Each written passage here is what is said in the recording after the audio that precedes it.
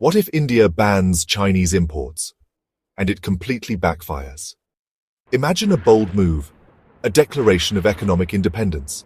No more cheap Chinese smartphones, no more low-cost electronics or essential raw materials flowing in. A proud moment of self-reliance. But then, things start to unravel.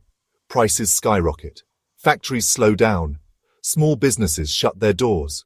And instead of hurting China, India's economy starts feeling the heat. This is not just some far-off possibility. India is already trying to reduce its dependence on Chinese goods, fueled by rising tensions and a growing desire for national strength. But here's the twist. What if cutting off China ends up hurting India more than China? In today's video, we'll break down why this strategy, while bold, might be walking a very thin line, and what could happen if that line snaps. To understand where this idea is coming from, we have to rewind a bit. In 2020, a deadly border clash between Indian and Chinese troops in the Galwan Valley left 20 Indian soldiers dead. That incident shocked the nation and turned public opinion sharply against China. People were angry. Protests broke out. Apps like TikTok and PUBG were banned. And suddenly, the call to boycott Chinese products grew louder. But this wasn't just about nationalism. It was also about security. China has been investing in Indian tech startups, selling cheap electronics and dominating supply chains. The Indian government began to worry. Are we too exposed? That's when the Make in India campaign picked up steam. It's a push to manufacture goods locally, create jobs and reduce dependence on foreign imports, especially from China. India imports more than $100 billion worth of Chinese goods every year, but only exports about 17 billion back. That's a huge trade gap. For India, this isn't just economics. It's about sovereignty and resilience. The thinking is, if we cut back on Chinese imports, we'll protect our industries and gain control over our future. But what if it's not that simple? Here's the twist. While India talks tough about banning Chinese goods, the truth is, India's economy is deeply tied to them. Let's break it down. Think about your smartphone, the medicine in your cabinet, or even the solar panels powering some buildings. A huge chunk of the parts inside them comes from China. India depends heavily on China for electronic components, machinery, active pharmaceutical ingredients, and solar technology. For example, over 70% of the ingredients used to make medicines in India, even for local brands, are imported from China. And in electronics, Chinese imports are the backbone of India's smartphone assembly industry. So if India suddenly banned these imports, it wouldn't just hurt China, it would throw Indian factories into chaos.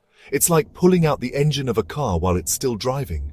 Many Indian businesses, especially small and medium-sized ones, rely on cheap and easily available Chinese parts to stay competitive. Without them, production costs would skyrocket, and some companies might shut down completely. So here's the irony. To protect Indian jobs, a ban could actually destroy Indian jobs, at least in the short term. Now let's imagine, India goes ahead with the ban. No more Chinese imports. What happens next? The first wave would hit consumers and small businesses. Prices of everyday goods, from mobile phones to medicines, could rise sharply. Why? Because the cheap parts from China would have to be replaced with either more expensive imports from other countries or costlier local production that isn't yet ready to scale. Next, imagine small manufacturers across India, especially in electronics, pharmaceuticals, and machinery. Many of them operate on thin profit margins. Without affordable Chinese parts, production costs would jump. Some might try to pass the cost on to customers. Others might not survive at all. And this isn't just a theory. We've seen it before. During the COVID-19 pandemic, global supply chains broke down, and suddenly the world realized how interconnected everything was. Prices soared, delivery times exploded, and industries struggled to adapt. Or take the US chip ban on China. It wasn't just Chinese tech companies that suffered.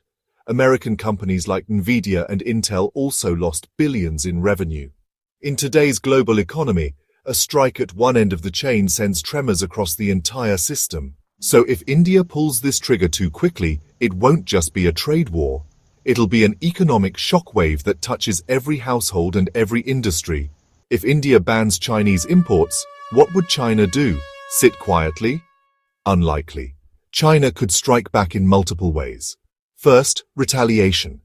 While India imports far more from China than it exports, China still buys Indian goods, especially in areas like IT services, raw materials, and pharmaceuticals. Beijing could impose restrictions, delays, or even bans on those imports, putting Indian exporters in a tight spot. But China has another, more strategic option: redirection. Instead of depending on India, China could simply shift its trade focus to other countries.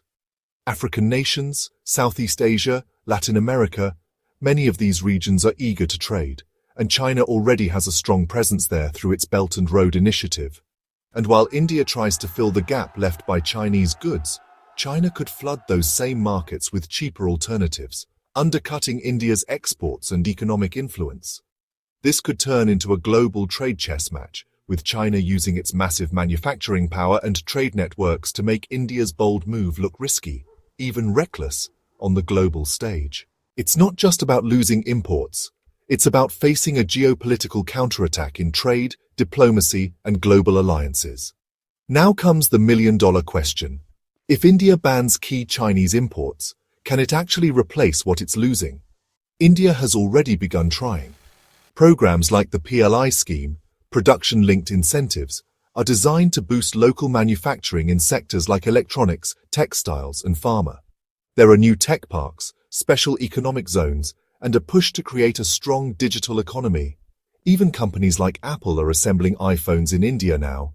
That's a huge sign of progress. But here's the reality. Building an independent supply chain takes time, years, not months. Many Indian industries still lack key ingredients: skilled labor, advanced machinery, cutting-edge R&D, and efficient logistics. For example, even if India wants to manufacture its own smartphones, it still depends on China for chips, batteries, and display panels. Making these at home requires big investments, and results won't come overnight. It's like trying to build a skyscraper without the foundation fully ready. The ambition is clear, the vision is bold, but the question is whether the structure can rise fast enough to avoid a collapse if trade ties are suddenly cut. When two economic giants like India and China shake up their trade ties, the effects don't stop at their borders. The whole world feels the ripple. Let's start with global companies. Tech giants like Samsung, Apple, or Xiaomi rely on a finely balanced global supply chain. If India suddenly cuts off Chinese components, manufacturing delays could follow, not just in India, but globally. Prices of gadgets, medicine, solar panels, and even electric vehicles could rise, because India plays a key role in assembling and exporting many of these products. Multinational corporations that counted on India as a cost-effective base might reconsider their strategies, or even shift operations elsewhere if things get too unstable. Meanwhile, other countries might seize the opportunity. Nations like Vietnam, Indonesia, and Mexico could attract both Chinese exporters looking for new buyers and Indian companies looking for alternative suppliers.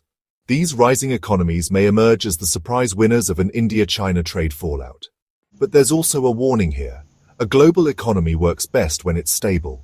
Just like how COVID-19 exposed the fragility of global supply chains, an India-China breakdown could bring fresh chaos, with long-term effects on trade, prices, and geopolitical alliances.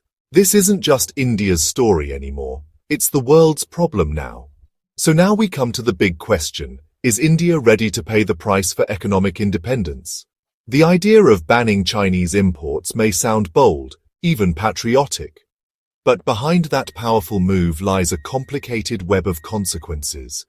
Cutting off Chinese goods might boost nationalism in the short run, but without strong preparation, it could shake India's economy, hurt small businesses, and even slow down the very industries India hopes to grow.